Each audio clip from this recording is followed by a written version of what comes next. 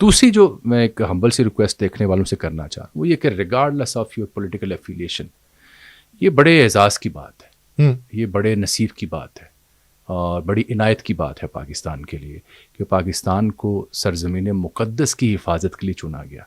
یہ انسان جتنی بھی کوشش کرے، حکمران جتنی بھی کوشش کریں، جب تک سرزمین مقدس سے اشارہ نہ ہو، وہاں سے عطا نہ ہو، تو ہم کیا کر سکتے تھے؟ ہم تو ایک عرصے سے، جیسے آپ اپنے ابتدائی میں فرما رہے ہیں، ایک عرصے سے ان کے اتحادی ہیں، ان کے دفاع میں جان و مال قربان کرنے کو تیار ہیں، لیکن اب اس کو چنا گیا ہے. اس کی کچھ اسپرچول اور روحانی باریکیاں بھی ہوں گی جو اللہ والے بہتر سمجھتے ہیں، اللہ کا رسول بہتر سمجھتے ہیں.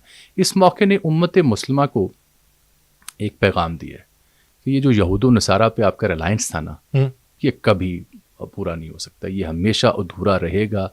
امت مسلمہ جب ایک جان، ایک قلب کے طور پر نہیں ڈھلیں گے، ایک اینٹی میں، ایک دھاگے میں نہیں پروئے جائیں گے، تب تک آپ کسی جارحیت کا مقابلہ نہیں کر سکتے. ثابت ہوا.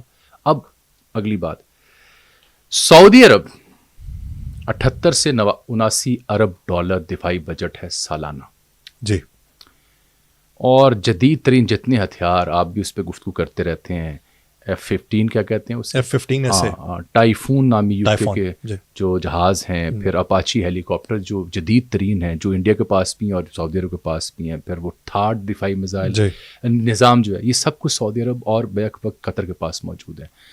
تو یہ جو 79 سے 80 ارب ڈالر کی ان کی دفاعی بجٹ ہے، اس میں 80% جو دفاعی ضروریات ہیں سعودی عرب کی اور جو اکوپمنٹ ہے وہ امریکہ سے لیا جاتا ہے. ایسے ہی ہاں، سیکورٹی ایشورنس ہے نا بیسیکلی. آ گیا قطر پہ آ جائے.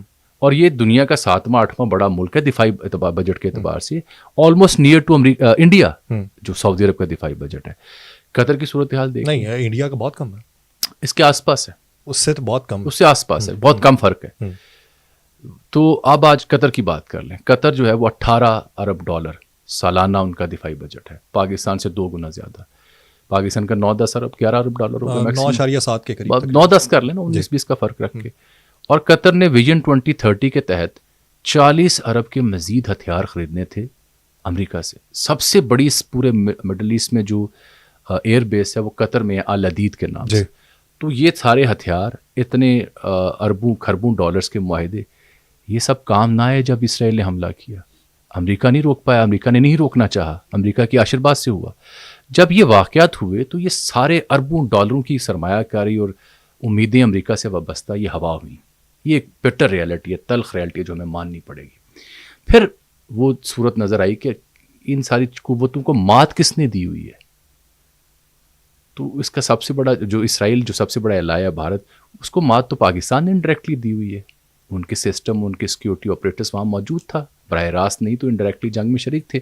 تو یہ جب کہانی نظر آئی تو پھر ہمارے دوست ممالک جو انہوں نے نظر کرم ہماری طرف کی، اللہ نے ان کے دل میں بات ڈالی ہوگی، یقینی بات ہے، اور وہ یہاں رجوع انہوں نے کیا.